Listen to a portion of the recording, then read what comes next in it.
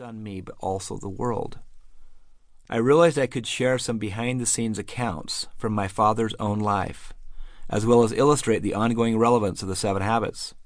Truly, the deeper the problems and challenges become within families, organizations, and society, the more relevant the habits. Why? Because they're based on universal, timeless principles of effectiveness that endure. My father didn't claim to invent these concepts. Rather, he saw them as universally accepted principles. His role was to synthesize them into habits a person could live by. My dad's stated mission was to flood the world with principle-centered leadership. I often heard him say, "It's not about me. It's about the principles, and I want these principles to be taught far beyond my lifespan." I am emboldened by that statement and feel that if Dad were here, he'd encourage me to add some color to his book so that these principles can live on. At the end of each section and habit, I have added a few pages of insights and stories that I hope will add texture and help you better apply the principles. Please note that I have not changed any of my father's words. This book is vintage Stephen R. Covey, and as you read it, you will feel him jumping out of the book, affirming your worth and potential, teaching you how to become a more effective person at work and at home. The more I work with the 7 Habits, the more I see them as a profound scientific breakthrough in the field of social-emotional learning or the behavioral sciences. The 7 Habits are not just another set of 7 this or that. Rather, I concur with what Jim Collins wrote in the foreword to this book, which you can access in the PDF file that came with this program. Here's what he said. I think of what Stephen Covey did for personal effectiveness as analogous to what the graphical user interface did for personal computers. There had been hundreds of years of accumulated wisdom about personal effectiveness, from Benjamin Franklin to Peter Drucker, but it was never assembled into one coherent user-friendly framework. Covey created a standard operating system, the Windows, for personal effectiveness, and he made it easy to use. End of quote. The 7 Habits are currently being applied by students in thousands of elementary, middle, and high schools around the world, by Fortune 100 companies, by mid-size and small companies, in prisons, in equine therapy sessions, in the armed forces, by people with disabilities, within families, and on and on.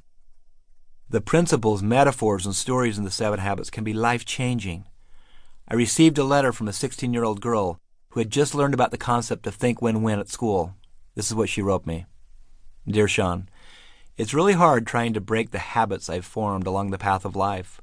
One of the major things is that I've stopped trying to compete with this girl at school. She is very bumptious. Sorry, I just learned this vocab word and I think it is too cool. Bumptious means rude, forward, and pushy. And she's also interested in the same things I am, so we've been pushed together a lot. In the past, I have let my dislike of her poison my enjoyment of certain things like the school play and speech tournaments. Well, I am getting so much better at this. I have forgiven her and moved on. Today I wrote in my journal a note to myself telling me to remember life is not a competition. And you know what?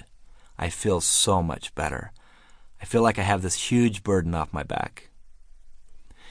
And then I remember this email from the president of Mississippi Power, Anthony Wilson. He wrote me this.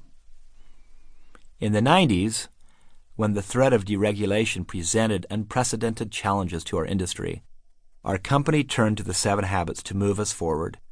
We trained every employee from top to bottom in Covey's 7 Habits and principle-centered leadership, and instilled these habits into our culture. In 2005, Hurricane Katrina ravaged our 23-county service territory, knocking out power to all our customers. We had to bring in 12,000 line personnel from around North America, but we didn't have enough supervisors to lead them. We entrusted our employees to take leadership roles in this emergency response. Because they knew how to begin with the end in mind and seek first to understand and so forth, they performed brilliantly. We were able to get the power back on in 12 days, a feat described by USA Today at the time as a case study in crisis management. We had an empowered culture that was able to step up and lead, make quick decisions, and innovate amid total devastation. The 7 Habits remain woven into the fabric of our high-performing culture. I just wanted to thank you. That is the power of principles.